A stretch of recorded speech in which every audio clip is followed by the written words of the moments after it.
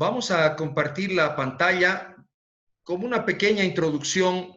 Elisa y yo hemos sido misioneros en un país del Asia Central y hemos tenido que volver aquí por razones de salud. Prácticamente en nuestro último embarazo, digo porque yo también estaba embarazado, tuvimos que volver, aunque habíamos ido para quedarnos toda la vida, y hemos preguntado al Señor cuáles eran sus propósitos, por qué fuimos, volvimos, porque dejamos todo prácticamente acá, 2 años y medio que estuvimos allá. Nos deshicimos hasta de nuestros regalos de boda, hermanos. Y al final y al cabo, después de varios años que ya estamos viviendo aquí en Bolivia, el resultado es que hemos ido allá para conocer su señorío, para entender cómo puede ser que Jesucristo gobierne en un país musulmán. La historia es larga, no vamos a entrar en los detalles, pero el sumo de lo que vamos a compartir aquí esta noche y en algunas sesiones también en el futuro tiene que ver con esto. Hemos tenido una revelación muy concreta, muy fuerte del gobierno de Jesucristo, que no se restringe solamente a ciertos ambientes o a ciertas confesiones. Por favor, tenga paciencia, vamos a llegar, yo creo, a una explicación de lo que estoy diciendo ahora. Entiendo que puede sonar un poco raro. Vamos a compartir entonces la pantalla, la introducción del módulo 4, comunidad saludable, y la calidad de vida del reino es la primera parte, y esta sesión, cada sesión es un miércoles, nuestra comprensión del reino de Dios y su justicia. Vamos a estar alternando, todos los hermanos de Bright Hope, todo el equipo de Bright Hope va a estar alternando, ya sea por parejas o tríos, porque esto es un poco lo que hace Bright Hope. Bright Hope viene a empoderar iglesias para servir a su comunidad. Entonces, obviamente, este es un tema en el que todos participamos. Muy bien, vamos a revisar ahora entonces lo que ya hemos visto en estos casi 4 meses de estas sesiones, ¿no? Hemos comenzado con iglesia saludable, luego hemos ido a familia saludable y luego hemos ido al discipulado, que entendemos que es lo que forma un líder saludable. De todo esto, la iglesia se hace cargo, de la familia, del líder, de las personas. Y ahora estamos pasando a la comunidad saludable. Y también la iglesia tiene que tocar la comunidad, ¿no? Así que estamos hablando de que Dios ha establecido la iglesia para tocar a las personas, a las familias, pero también las comunidades. Y eso es lo que vamos a comenzar entonces este día. Y entendiendo en el tema de la comunidad, la calidad de vida del reino de Dios. ¿Cómo es la vida en el reino? ¿Qué es lo que Dios está esperando que la iglesia trabaje en la comunidad? Bueno, ustedes han recibido una tarea que la vamos a revisar en un momento más, la tarea previa, pero obviamente tenemos que partir de la palabra. ¿Cuál es nuestra comprensión del reino de Dios? Y el pasaje de partida es Mateo 6:31. No os afanéis, pues, diciendo qué comeremos o qué beberemos o qué vestiremos, porque los gentiles buscan todas estas cosas, pero vuestro Padre Celestial sabe que tenéis necesidad de todas estas cosas. Es fácil separar ambas cosas y concentrarnos en decir, bueno, nos vamos a preocupar de las cosas de Dios y vamos a dejar a un lado las cosas del mundo, como ser el qué comer o qué beber o qué vestir, y llegar a una separación en este pasaje, una separación que no existe. Aquí el pasaje nos está dando un orden de prioridades, nada más. Mas buscad primeramente el reino de Dios y su justicia, y todas estas cosas os serán añadidas. ¿Por qué van a ser añadidas? Porque el Padre sabe que tenemos necesidad de ellas. Y entonces están implicadas en esta búsqueda del reino de Dios y su justicia. Entonces, es muy importante partir de una correcta comprensión de este pasaje, de este mandato, que es lo que entendemos como Bright Hope, que el Señor nos está mandando a hacer, nos está mandando a buscar en primer lugar el reino de Dios y su justicia, que implica todas las otras cosas añadidas. No os afanéis por el día de mañana, porque el día de mañana traerá su afán, basta a cada día su propio mal. Analicemos un poco más en detalle este pasaje. La palabra afán que aparece en nuestras Biblias viene de una palabra en griego cuya traducción literal sería preocupación innecesaria.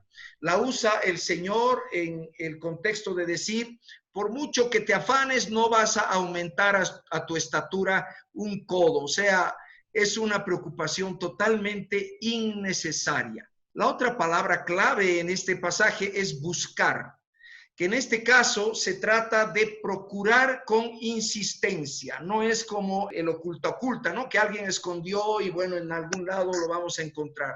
Aquí la idea es procurar, hacer que aparezca. Y esto es bastante activo.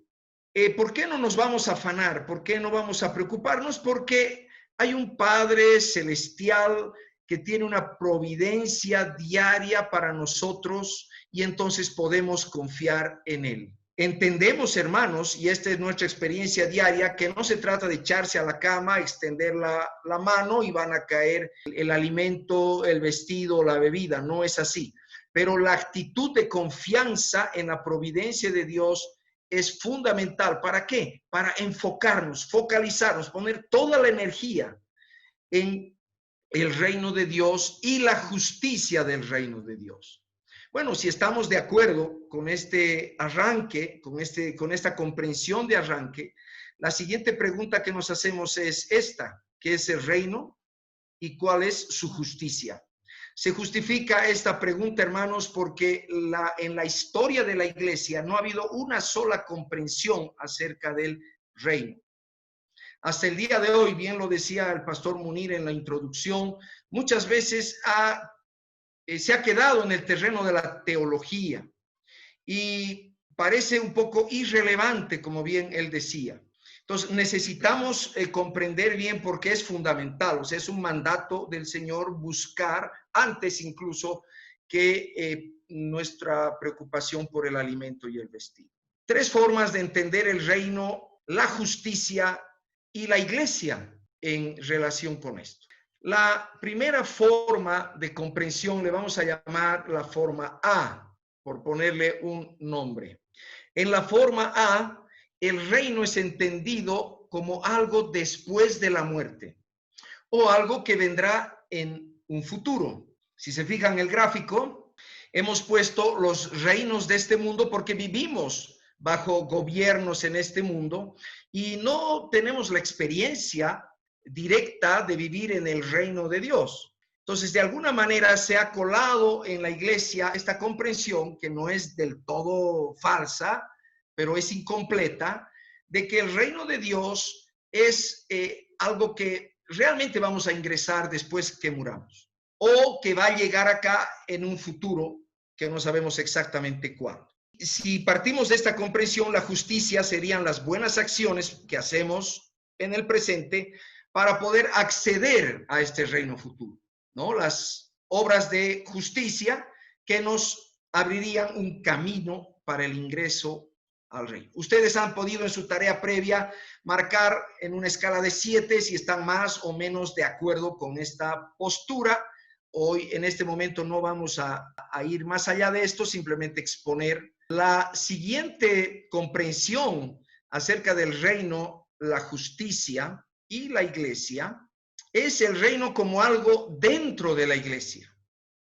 Por lo tanto, casi exclusivamente algo religioso. Y si la iglesia se expande, el reino de Dios se expande. Si la iglesia se achica, el reino de Dios se achica.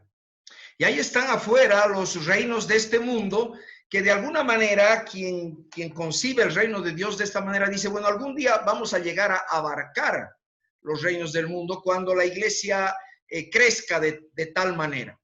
Esa fue por algunos siglos la comprensión que tuvo la Iglesia Católica. Y por eso hay en la historia el hecho de que los reinos que ya estaban sujetos al Papa, que tenía su ciudad, la ciudad del Vaticano, es como una presencia visible, digamos, del reino de Dios.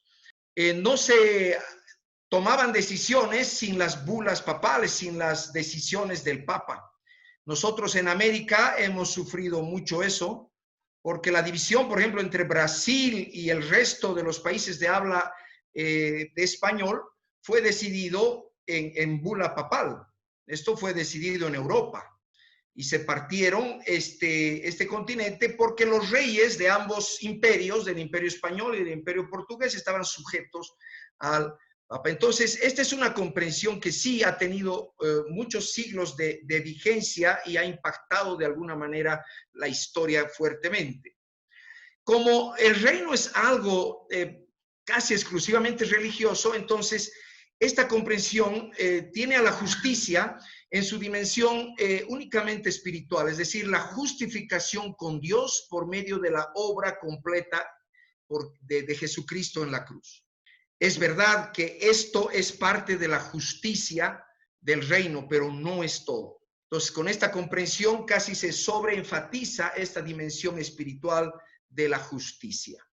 La tercera alternativa o comprensión del reino es un poquito diferente en tanto que reino aquí tiene la traducción no de un lugar, no de un espacio físico, sino de un gobierno.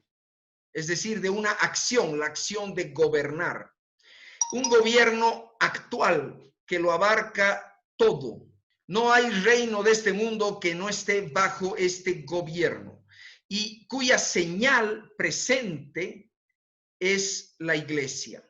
La iglesia está dejada en medio de los reinos de este mundo para testificar que Jesucristo o que hay un Señor, en este caso Jesucristo es el Señor. No será, no fue, sino es. Y por eso vemos esas líneas amarillas que implican la manifestación del reino. Pero aquí no hablamos de extender el reino como hablaríamos en la opción B.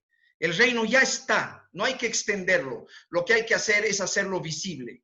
Es que la gente reconozca y se convierta a este rey, porque no hay ya otra opción. En este sentido, la justicia viene a ser la justificación con Dios por su obra completa en la cruz. Esto es la comprensión espiritual de la justicia, pero también una comprensión, digamos, terrena de hacer la voluntad de Dios en la tierra, así como ya se hace en el cielo, en los términos que el Padre nuestro nos señala. Allí donde hay dos o tres haciendo la voluntad de Cristo acá en la tierra, ahí en ese lugar se está manifestando el reino. No es que se está extendiendo el reino, se está manifestando, porque el reino ya está. Entonces, es una tercera comprensión. Tenemos algunas preguntas que ya se ha hecho también en la tarea previa. ¿Cuál es tu comprensión personal del reino de Dios? Esto ya lo has respondido en tu tarea previa. ¿Cuál es tu comprensión personal de la justicia del reino? Pero hay una tercera pregunta que yo quisiera parar aquí para dar lugar a dos o tres personas que a partir de su propia comprensión, a partir de lo que él está convencido, nos comparta cómo entiende el mandato de buscar primeramente el reino de Dios y su justicia. Yo sugeriría que nuestro hermano Munir pueda monitorear para poder escuchar algunas reacciones en lo que ya venimos, de lo que ya venimos compartiendo y algunas convicciones personales también que pueden perfectamente quizás estar dentro de algunas de las tres comprensiones o en ninguna. Compartamos un poco, hermanos. Queremos hacer de este curso algo más participativo. Gracias, Sergio. Entonces, no lo estamos viendo en video porque estamos con pantalla compartida. Así que usted habilite su micrófono, comparta muy brevemente, bien concreto a la pregunta. Entonces, Adelante, mis hermanos. Queremos también escucharlos y no solo recibir lo que escribe en el chat. Quien quiera tomar la palabra y responder a esta pregunta, ¿qué entiende por buscar primero el reino de Dios y su justicia? Adelante. John, adelante. Buenas noches a todos. La primera pregunta, ¿cuál es tu comprensión personal del reino de Dios? Bueno, yo lo veo de esta manera y creo que es como la Biblia también lo va expresando. Es un estilo de vida. Es un estilo de vida que uno tiene que reflejar constantemente. De uno hacia afuera es donde Cristo o Dios en este caso reina en nuestras vidas y a través de ese reino el mundo ve el reino de Cristo. Eso. Gracias, John. Buena comprensión, ¿no? Es un estilo de vida. ¿Qué más? A ver, ¿alguien más que quiera compartir? Adelante. Adolfo. Bueno, para mí, la comprensión personal de lo que es el reino o cómo uno busca el reino de Dios y su justicia es más que todo someterse a la autoridad de Dios en todo el aspecto de nuestra vida, ¿no? Emocional, o sea, todo, basados en lo que dice la palabra, que somos simplemente siervos, somos esclavos, somos dulos, ¿no? En la traducción dice dulos, somos dulos del Señor. Pablo se decía, soy dulos del Señor, de Kyrios, que es el Señor. Gracias, Adolfo. Adelante.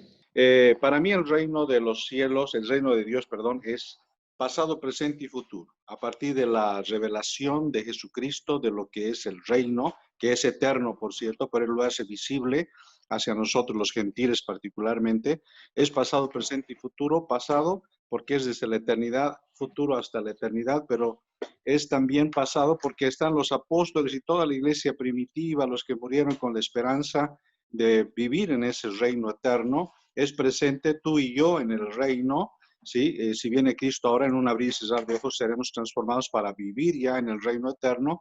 Y es futuro por la gran comisión, porque muchos más se van a añadir hasta que Cristo venga y seremos uno también con Jesús. Esa es mi concepción así, comprimida del reino. Gracias, Carlos. Muy bien. Sergio, te devuelvo la palabra. Adelante. Muchas gracias a los hermanos. Nos bendice escuchar, nos bendice mucho escuchar. Estamos en mucha sintonía y esperamos que lo que vamos a ir avanzando va a ir redondeando aquello que Dios ya ha revelado a nuestros corazones. Para entender algo que está en la Biblia, tenemos que usar una clave hermenéutica. Yo comparo la clave hermenéutica con una pieza de un rompecabezas clave. Todos los que han armado rompecabezas de 1000 piezas, 500 piezas, saben que es mejor buscar los bordes y las esquinas primero, ¿no? Hay solo 4 esquinas, entonces de ahí se puede armar todo el rompecabezas. De la misma manera, en la Biblia no está revelado de una manera sistemática todo. Se nos da la historia en realidad del ser humano y en su relación con Dios. Entonces necesitamos claves para entender este hilo de la acción de Dios que es el reino. Y hemos encontrado que en 1 Corintios 15:25 tenemos una clave hermenéutica muy clara. Lo vamos a analizar en esta sesión. Dice, porque preciso es que Él reine, está hablando el apóstol Pablo de Jesucristo, hasta que haya puesto a todos sus enemigos debajo de sus pies. El contexto de este pasaje, lo vamos a estudiar más tarde, es la resurrección de los muertos y nuestra esperanza, pero también nos plantea toda una dinámica de lo que está ocurriendo en este momento de la historia. ¿Por qué decimos que es una clave hermenéutica? Porque también usa este mismo pasaje el apóstol Pedro en el día de Pentecostés, un día tremendo para la iglesia, porque es cuando hemos recibido el poder del Espíritu Santo para ser testigos de Jesucristo, y el apóstol termina de esta manera un discurso que motivó una conversión masiva de personas allá en Jerusalén. Sepa pues ciertísimamente toda la casa de Israel, dice Pedro, que a este Jesús que ustedes crucificaron, Dios le ha hecho Señor y Cristo. Y un versículo antes cita este pasaje. También lo vamos a analizar en un momento más. Nuestro Señor Jesucristo usó este mismo pasaje en Mateo 22, 43 y 45 en un debate que tenía con los fariseos. Y les hace esta pregunta, está en su última semana, ya unos días antes de la crucifixión, y el Señor les pregunta a los fariseos, ¿de quién dicen ustedes que es hijo el Cristo? Ellos dicen, pues es hijo de David. Si esto fuera solamente así, ¿no es cierto? Eso no dice la Escritura, ese es mi comentario. Obviamente, el Cristo fuera una figura de autoridad exclusiva para el pueblo judío. Pero nuestro Señor está queriendo abrir un poco la mente de los fariseos y les dice, pues, ¿cómo es que David le llama Señor? Y cita este pasaje, el versículo anterior a este pasaje, que dice, dijo el Señor a mi Señor, siéntate a mi diestra hasta que ponga a todos tus enemigos por estrado de tus pies. De esta manera, el Señor Jesucristo estaba aplicando a sí mismo esta profecía y estaba ensanchando la esfera de gobierno de este reino, no solo al pueblo de Israel, sino también a toda la humanidad en tanto hijo de Dios. El pasaje original es el Salmo 110, un salmo tremendo, dicho por David en una visión profética. Este mismo salmo es el que contiene acerca del sacerdocio de Melquisedec. Bueno, no vamos a entrar en detalles, pero es una profecía densa, muy, muy densa, y que ha sido aplicada por la iglesia desde el principio a nuestro Señor Jesucristo. Así que no podemos dudar que el reino, su dinámica, su comienzo y todo tiene que ver con este pasaje. Dos preguntas: ¿desde cuándo gobierna Jesús? ¿Bajo qué dinámica vivimos en el presente? Aquí habla de enemigos, de poner bajo los pies, en fin. Tenemos que entender más profundamente esta clave hermenéutica. Para esto nos vamos a ayudar de un esquema temporal, un hilo de tiempo, una línea de tiempo, ¿ya? Y ahí está el presente, el hoy marcado en la diapositiva, ahí está la línea de tiempo y empezamos con Adán. Me he atrevido a poner números a los años según la cronología bíblica, ¿ya? Es simplemente a partir de lo que la Biblia dice de años y tal, si interpretamos de una manera literal, que estos salen más o menos estos años. Abraham estaría o habría existido 2000 años después de la creación, después de Adán. David habría existido unos 3000 años después de Adán, 1000 años después de Abraham. Nuestro Señor Jesucristo habría estado en el mundo 4000 años después de Adán, en este caso. Y bueno, si calculamos que nuestro Señor vino hace aproximadamente 2000 años, pues hoy estaríamos 6000 años después de Adán. Esta es una línea para ubicarnos simplemente en el estudio que vamos a hacer actualmente. La Biblia nos habla de otras realidades más que no podemos poner fecha y son debatidas en la iglesia. No quiero ser dogmático con esto, pero entendemos que hay un reino milenial, entendemos que hay un juicio final y entendemos que habrá un nuevo cielo y una nueva tierra. Y más o menos el orden de las cosas es así. Primero el reino, luego el juicio final, luego el nuevo cielo y la nueva tierra.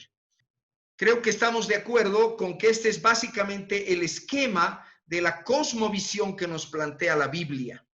Si estuviéramos en la comprensión del reino como algo exclusivamente futuro o después de la muerte, estuviéramos hablando de que este reino hace referencia al reino milenial o al nuevo cielo y a la nueva tierra.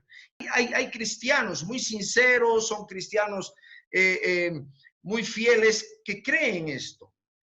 Si estaríamos en la comprensión B del reino, de que está circunscrito a la iglesia, entonces el reino ya habría venido a la tierra con nuestro Señor Jesucristo y estuviera extendiéndose en la medida que la iglesia se extiende, que hace misiones, que abarca otros otras naciones, etcétera.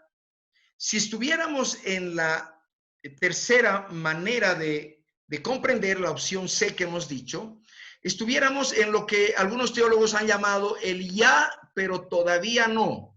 ¿Qué quiere decir? Que el reino ya está aquí, no hay que extenderlo, pero no está 100% visible, que es lo que ocurrirá cuando nuestro Señor vuelva e instaure el reino milenial.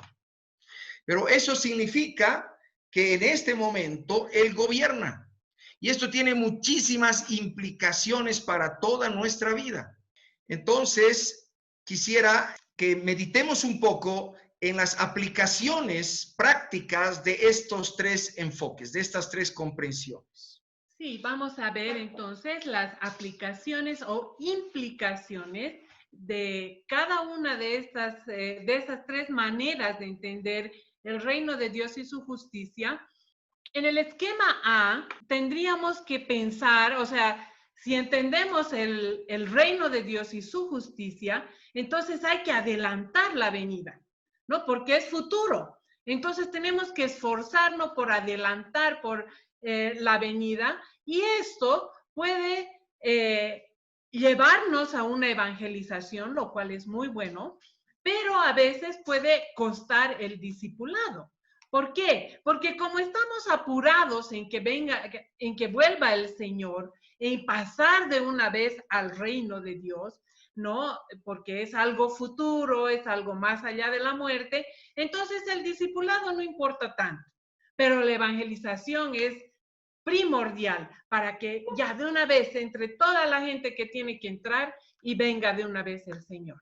Ahora, en el esquema B, ¿no? Cuando hablamos de extender el reino, trabajamos el tema de misiones, pero puede ser en un sistema de conquista, ¿no? A veces ha pasado que los misioneros han ido en un tema de conquista. Ya lo hemos visto también en los ejemplos que dio antes Sergio, como la Iglesia Católica, por ejemplo, ha ido en el tema de cruzadas y todo eso. ¿Por qué? Porque hay que extender el reino, ¿no? O las misiones, a veces se vuelve como una imposición cultural en lugar de estar buscando del Espíritu Santo lo que quiere para el nuevo lugar. Entonces, esas serían las implicaciones cuando pensamos de esta manera, ¿no? Y la tercera manera de entender el reino, y sería manifestar las señales del reino. La iglesia ahora está manifestando las señales del reino. Su implicación puede ser la transformación. Y nos enfocamos tanto en la transformación que a veces podemos dedicarnos solo a la acción social, ¿no? Entonces, cada una de estas maneras de entender el reino tiene una manera positiva, digamos, del reino, pero también un cuidado que hay que tener, ¿no? Un cuidado, estar alertas para no caer en estas cosas. Vamos a hacer algunas preguntas que no vamos a responderlas en este momento. Más tarde va a circular un formulario, pero meditemos un poquito. ¿Con cuál actividad te identificas más? ¿Evangelizar? ¿Discipular? ¿Hacer misiones? ¿Conquistar para el reino? ¿Transformar tu medio social? ¿Hacer acción social? ¿Con cuál actividad te identificas más? Piensa un momento, no vamos a pedir en esto que respondas con el micrófono, pero que vayas meditando en tu corazón. Y a la inversa, ¿con cuál es la actividad que descuidas más? La que tiendes a descuidar. Ahí están las mismas 6 de arriba. Ahora, puede haber muchas razones por las cuales te identificas con unas y descuidas otras, pero yo quiero hacerte esta tercera pregunta. ¿Pudiera ser que el énfasis, o sea, con las que te identificas, o el descuido, las de abajo, ¿no?, se pueda deber a una comprensión limitada del reino de Dios y su justicia? Puede ser que tu comprensión del reino te esté llevando a priorizar algo y descuidar otra cosa. Es muy importante tener una comprensión equilibrada, bíblica del reino. Entonces esas preguntas son solo para promover tu reflexión. Más tarde las vas a poder responder en un formulario. Vayamos a la primera de las claves hermenéuticas. Primera de Corintios 15, 19, lo vamos a analizar en bastante detalle. Empieza así bueno, no empieza, pero la porción que analizamos. Si en esta vida solamente esperamos en Cristo, somos los más dignos de conmiseración de todos los hombres, dice la Reina Valera 60, y lo que yo he puesto acá es de la Reina Valera 95. La idea es que si nuestro Señor Jesucristo nos está sirviendo en lo personal para resolver, enfrentar los problemas de esta vida y nada más, somos los más dignos de lástima de todos los hombres. Cuando yo entendí correctamente este pasaje, dije, caramba, soy digno de lástima porque mucho de mi vida estaba basada en lo que Cristo era para mí hoy, en las bendiciones que yo esperaba de Él y que buscaba de Él. Entonces, ¿a qué nos desafía el Señor? Pero ahora dice, Cristo ha resucitado de los muertos, primicias de los que murieron es hecho. Pues por cuanto la muerte entró por un hombre, también por un hombre la resurrección de los muertos. La palabra primicias, hermanos, tiene un significado muy concreto en el contexto judío porque es las primeras cosechas que ocurrían normalmente en junio, julio. Hay 3 fiestas que hacen los judíos, la fiesta de la Pascua en abril, la fiesta de las primicias en junio y la fiesta de las trompetas y luego las enramadas, que en este momento mismo ellos están preparando para esta tercera celebración anual. ¿Ya? Bueno, esto tiene que ver con las primeras cosechas. Así como en Adán todos mueren, también en Cristo todos serán vivificados. Tremendo. El poder de la vida que cubre el poder de la muerte completamente. Pero cada uno en su debido orden. Y aquí estamos hablando ya de historia. Cristo, las primicias. Luego, los que son de Cristo en su venida. Ahora, fíjese que este luego no es tan luego, ¿no? Porque ya desde que nuestro Señor resucitó hasta el día de hoy, todavía sí seguimos en este luego. Luego, el fin, hay un otro luego. O sea, después de la resurrección de los que son de Cristo, que son todos los que llevamos el sello, las arras de la pertenencia a Él, que es el Espíritu Santo, luego vendrá otro evento, el fin, cuando entregue el reino al Dios y Padre. Esto también nos saca un poco de onda porque alguien compartía y decía, bueno, es un reino eterno sin principio ni fin. Es verdad, pero tiene etapas. Y aquí hay una etapa en la que el Hijo de Dios, el Hijo del Hombre, entrega el reino al Dios y Padre. ¿Cuándo ocurre esto? Cuando haya suprimido todo dominio, toda autoridad y todo poder.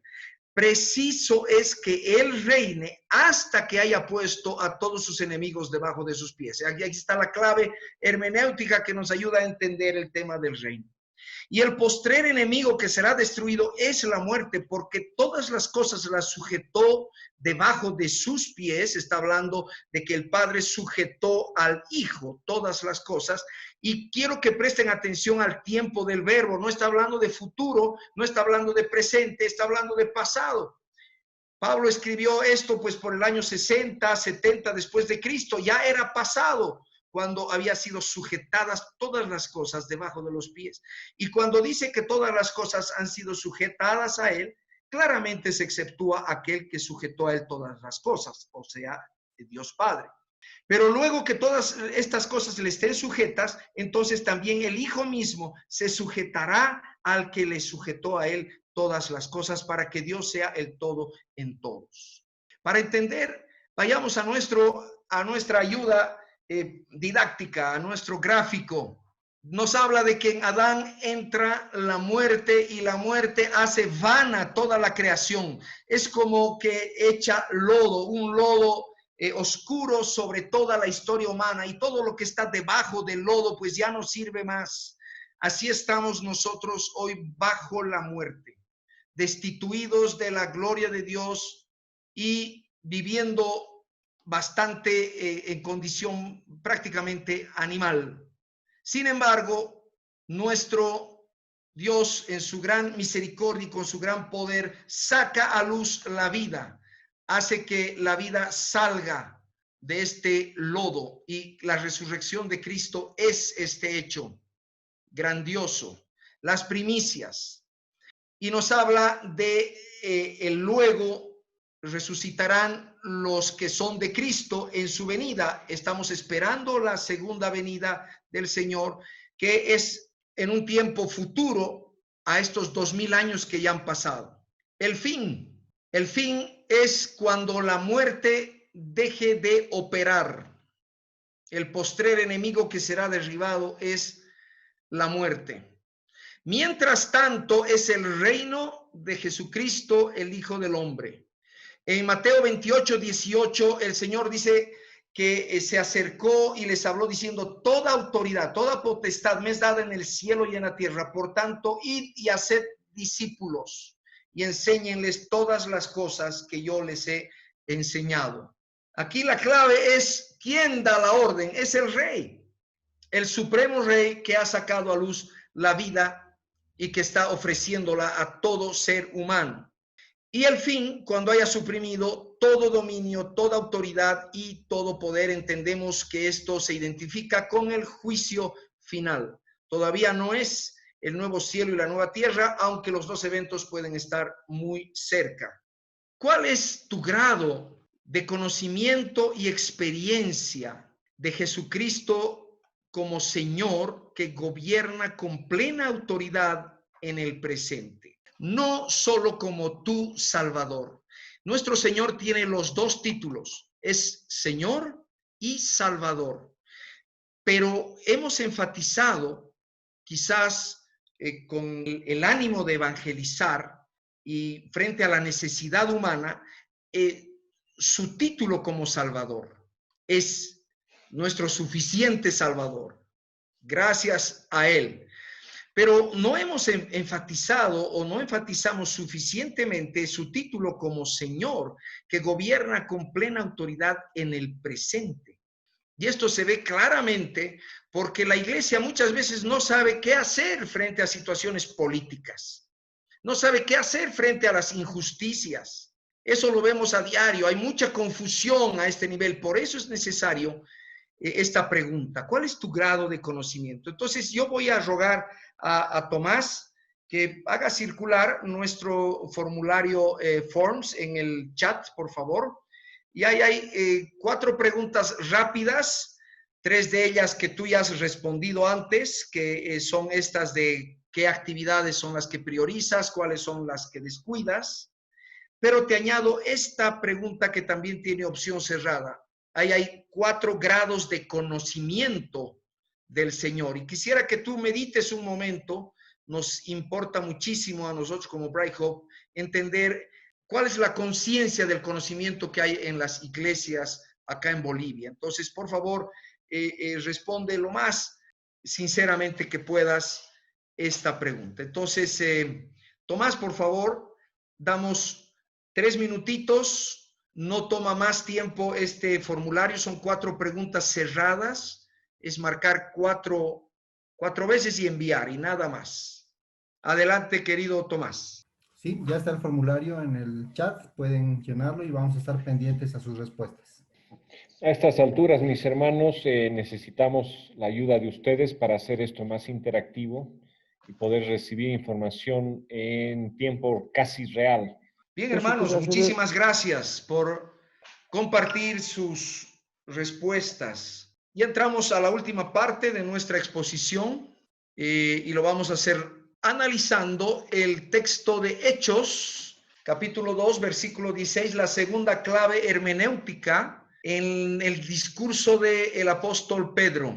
Dice así la palabra de Dios, no es todo el discurso, solo unas partes selectas, porque mas esto es lo dicho por el profeta Joel. Y en los postreros días, dice Dios, derramaré de mi espíritu sobre toda carne, y vuestros hijos y vuestras hijas profetizarán, Vuestros jóvenes verán visiones y vuestros ancianos soñarán sueños, y de cierto sobre mis siervos y sobre mis siervas en aquellos días derramaré de mi espíritu y profetizarán, y todo aquel que invoque el nombre del Señor será salvo. Esto es que dice Pedro, señala tanto al texto como al contexto, ¿no? Esto es lo que la gente estaba viendo en ese momento, el derramamiento del Espíritu Santo. Y empieza la era maravillosa en la que todo el que invoque el nombre del Señor será salvo. Esto ya fue dicho por el profeta Joel y es llamado los postreros días. Así que los postreros días ya han comenzado proféticamente desde Pentecostés. A este Jesús resucitó Dios, dice el versículo 32, de lo cual todos nosotros somos testigos. Así que exaltado por la diestra de Dios, y habiendo recibido del Padre la promesa del Espíritu Santo, ha derramado esto que vosotros veis y oís. Exaltado por la diestra de Dios y habiendo recibido del Padre, la obra de nuestro Señor Jesucristo ha sido completa, ha triunfado por encima de la muerte. Y no solo eso, nos ha enviado al Espíritu Santo para que podamos vivir por él. Gloria a Dios. Y esto está a una confesión de fe. El que invoque el nombre del Señor, el que reconozca su señorío, el que reconozca su gobierno. David no subió a los cielos, pero él mismo dice, dijo el Señor a mi Señor, siéntate a mi diestra hasta que ponga a tus enemigos por estrado de tus pies. Sepa pues ciertísimamente toda la casa de Israel que a este Jesús a quien vosotros crucificasteis, Dios lo ha hecho Señor y Cristo. Otra vez, verbo en tiempo pasado. La palabra Kyrios equivale a un título de autoridad máxima. Se llamaba Kyrios al dueño de esclavos, Kyrios al gobernador de una provincia o al mismo César se le llamaba Kyrios en ese entonces. No es un título de origen religioso solamente. Y Cristo, el ungido, el Mesías, dos títulos, uno para la tradición de Israel, para las profecías de Israel, el Mesías, el descendiente de David, el que iba a heredar un reino sin fin, y el Kyrios, el Señor, el gobernante dentro de toda esta esfera fuera de Israel. No hay título más alto que pueda recibir alguien de autoridad que ser Señor y Cristo. No hay otro nombre dado a los hombres. Por lo tanto, el que invoque el nombre de este Señor es salvo porque no hay más. No hay más. Y entonces acá tenemos nuestro cuadrito, Señor y Cristo, gobernando desde que se sentó a la diestra de la majestad en las alturas después de la resurrección, después de su ascensión a los cielos, comienza el reinado de Jesucristo, el Hijo del Hombre, y que trasladará ese reino al Dios y Padre cuando haya suprimido todo dominio, toda autoridad y todo poder, y aún la muerte sea echada de esta creación. En un diálogo tremendo con el sumo sacerdote, cuando estaba siendo juzgado, le dice el sumo sacerdote, te conjuro por el Dios altísimo que me digas si tú eres el Cristo, el Hijo de Dios. Y Jesucristo responde, tú lo has dicho, y además os digo que desde ahora veréis al Hijo del Hombre sentado a la diestra del poder de Dios. Ahora lo estamos viendo, este es el tiempo. Y viniendo en las nubes del cielo. Ese día todavía no ha llegado, pero lo esperamos todos. Amén. Por lo tanto, nuestras preguntas tienen respuesta. ¿Desde cuándo gobierna Jesús? Desde su ascensión al cielo y que se sentó a la diestra de Dios, recibiendo toda autoridad en los cielos y tierra, declarado Señor y Cristo. ¿Bajo qué dinámica vivimos en el presente? Todos los enemigos de Dios están siendo sometidos bajo los pies de Jesucristo, suprimiendo todo principio mentiroso, toda autoridad rebelde, todo poder rebelde, por el poder del Evangelio. El Evangelio, hermanos, es un poder para justicia en este mundo. Y si quieres ejemplos de dos enemigos que antes estaban en contra y ahora están a sus pies, pues te presento a tu persona y a mi persona. Nosotros somos un ejemplo de cómo el evangelio está conquistando a personas, quizás algunas en autoridad, algunas profesionales, algunas con una situación económica tal cual, etcétera. No interesa. El Señor está conquistando a toda esta rebeldía y nos estamos poniendo a los pies.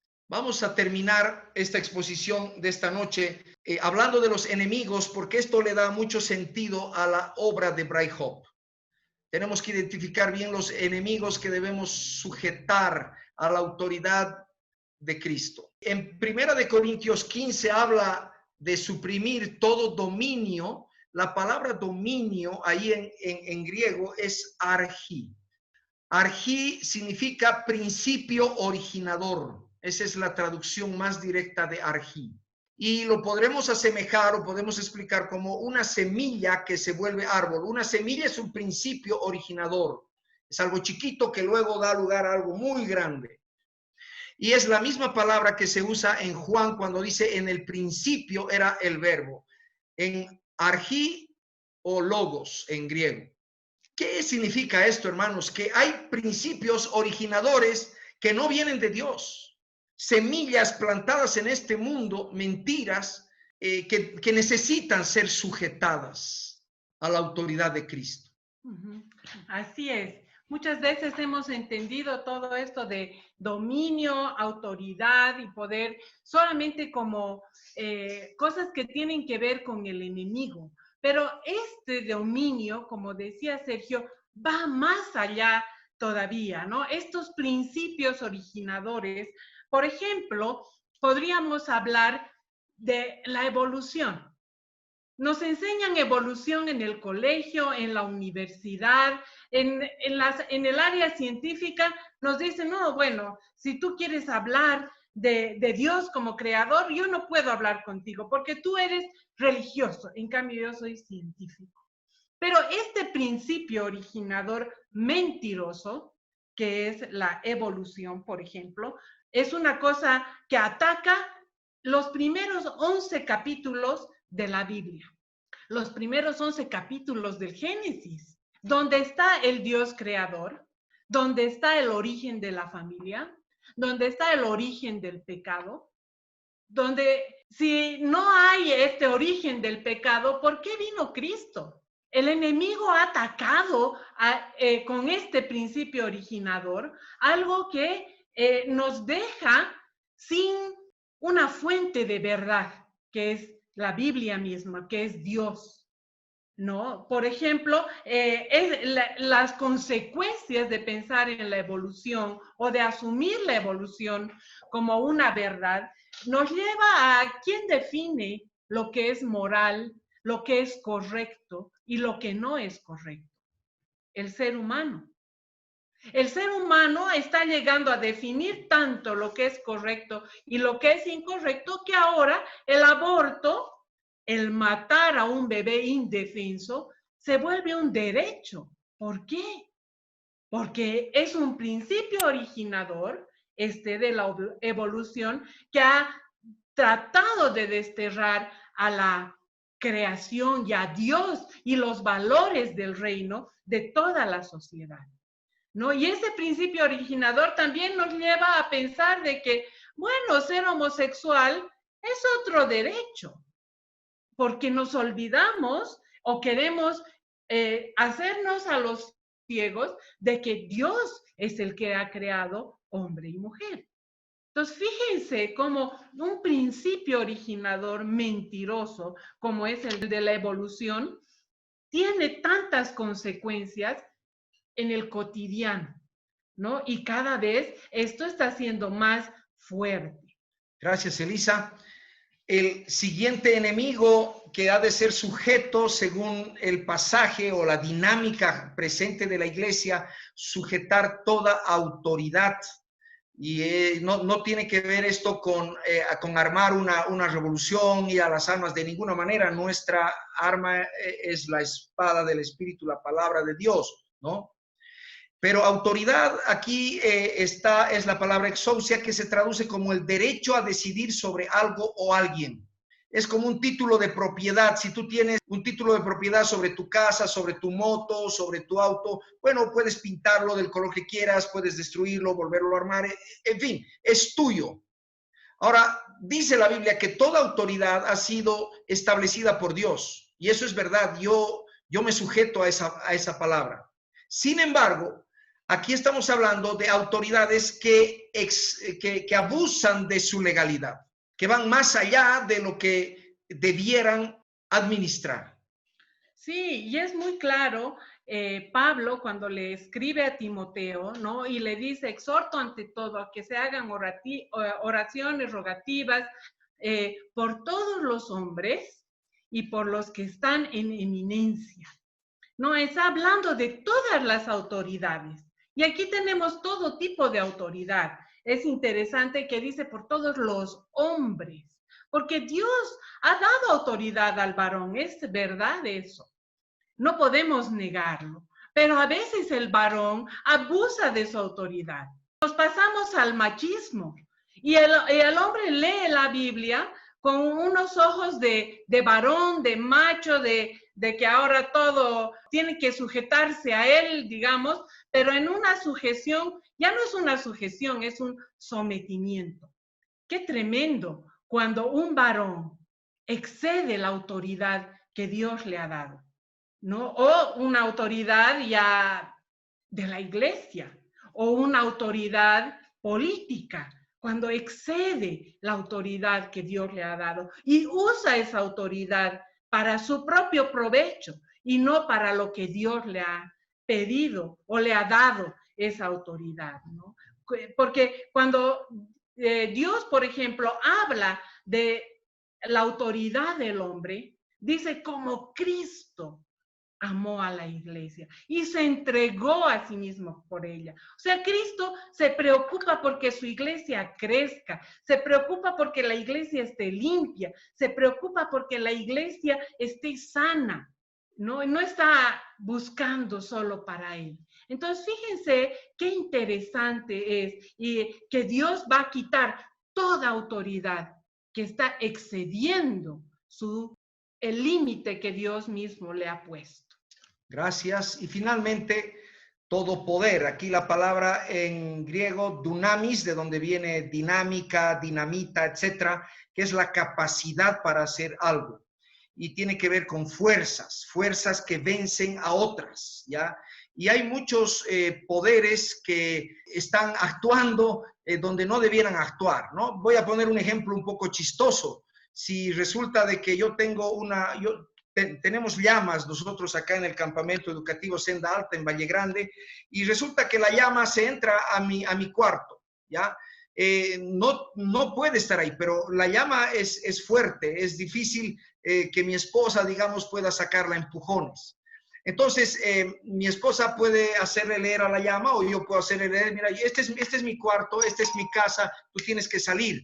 Y la llama simplemente no obedece. Entonces eso es un poder rebelde. Ahí se necesita otro poder. De nada serviría la autoridad. Ahí se necesita otro poder para sacar al animal del cuarto. Y aquí hay mucho de esto que en nuestra sociedad se está manifestando. Así es. Y también este tema del poder se refiere al enemigo, a Satanás, ¿no? Muchas veces nosotros en la iglesia hemos hablado de que en este mundo hay dos reinos, ¿no? El reino de Dios, el reino de la luz y el reino de las tinieblas. Resulta que hace un tiempo nosotros hemos estudiado la Biblia sobre este asunto y en ningún momento habla del reino de las tinieblas. Siempre habla del poder o el poderío o la potestad, pero no habla del reino de las tinieblas. Y ahí hemos meditado sobre esto y nos hemos dado cuenta que realmente lo que Satanás quiere es un reino. Él quiere ser rey. Y cuando nosotros le atribuimos un reino que no existe, le estamos concediendo lo que Él quiere. Entonces hay que tener mucho cuidado en este tema primero, ¿no? Porque Dios va a quitar todo poder y hablar las cosas como son, ¿no? Satanás no tiene un reino, tiene un poder. Gracias. Y por el poder del Espíritu Santo, nosotros por el dedo de Dios, como dice, podemos echarle fuera. De esta manera, Bright Hope busca empoderar a la iglesia local, o sea, que la iglesia pueda tener este poder basado en la verdad, ¿no es cierto?, para ser una señal poderosa a través del gobierno justo de Jesucristo. En otras palabras, es lo que entendemos por buscar el reino de Dios y su justicia. Que seamos señales poderosas del gobierno justo de Jesucristo en las comunidades donde estamos plantados. Entendemos la iglesia obviamente como la comunidad, ¿no?, que vive y promueve el estilo de vida del reino de Dios. Con eso estamos llegando al final de esta primera sesión, cómo entendemos el reino de Dios, y estaríamos completando la primera parte el siguiente miércoles con la segunda sesión, promoviendo el estilo de vida del reino de Dios en nuestra comunidad. Ahora, este estudio teológico que hemos hecho en esta primera sesión, cómo se manifiesta en nuestra comunidad. Y esa es la segunda. Imagínense cómo van a ser las otras. Van a estar de ataque al corazón. Muchas gracias, hermanos. Dios les bendiga. Yo me he sentido muy bendecido al compartir esta noche. Así es, muchas gracias, Dios les bendiga y bueno, ahora vamos a meditar un poco más en los grupos pequeños. Gracias, querido Sergio y Eliciña, han sido un equipo fabuloso compartiendo tremenda exposición. Cuando estabas compartiendo, Sergio, estaba pensando en nosotros como pastores y líderes, en todo nuestro grupo y cómo al pastor, al líder le gusta tener una buena base bíblica para entender algo. Y por eso la generosidad de los expositores en cuanto a la abundancia bíblica, para entender ese término tan básico, el reino de Dios y su justicia. Buscad primero el reino de Dios y su justicia y lo demás será añadido. ¿Cuál es la importancia de ese concepto? ¿Cuál es la implicancia en nuestras vidas? ¿Cómo lo podemos asumir nosotros como hijos de Dios? Lo segundo que estaba pensando es que la iglesia es la señal del reino. Es decir, cuando estaba pensando en algún ejemplo muy concreto de esto, y yo decía, cuando tú puedes amar a alguien, estás manifestando el reino, porque estás manifestando el amor de Dios. Cuando tú tienes fe para ver la transformación en alguna situación familiar o en una situación de tu vida, estás siendo instrumento del reino de Dios, porque reino no había sido un lugar, no había sido necesariamente un tiempo, reino había sido gobierno. ¡Wow! El gobierno en mi propia vida, el gobierno de Dios en mis relaciones. Todo lo que hacemos es manifestar, me gustan los términos, ¿no? Manifestar el reino, accionar el reino, hacer visible el reino, revelar el reino. Cuando tú tienes un testimonio de vida y antes era un desastre y ahora eres un siervo de Dios, estás manifestando el reino porque el gobierno de Jesucristo hizo algo en tu vida. Y finalmente, en esta muy breve reflexión o reacción, no es lo mismo el dominio que autoridad que poder. Mire la diferencia y mire la importancia de entender cada término para entender también las artimañas del enemigo. Dominio como principio originador, tenemos que atacarlo de una manera cuando se implanta en contra del reino. La autoridad, el derecho a decidir, no es lo mismo que poder, que es la capacidad para hacer. Estoy recordando la iglesia en la que Jesús le manda el mensaje y le dice, no has dejado de hacer esto, aunque tienes poca fuerza. Y ahí estamos viendo la diferencia, ¿no? Entre la autoridad, por ejemplo, o entre establecer un principio y el poder en algún momento.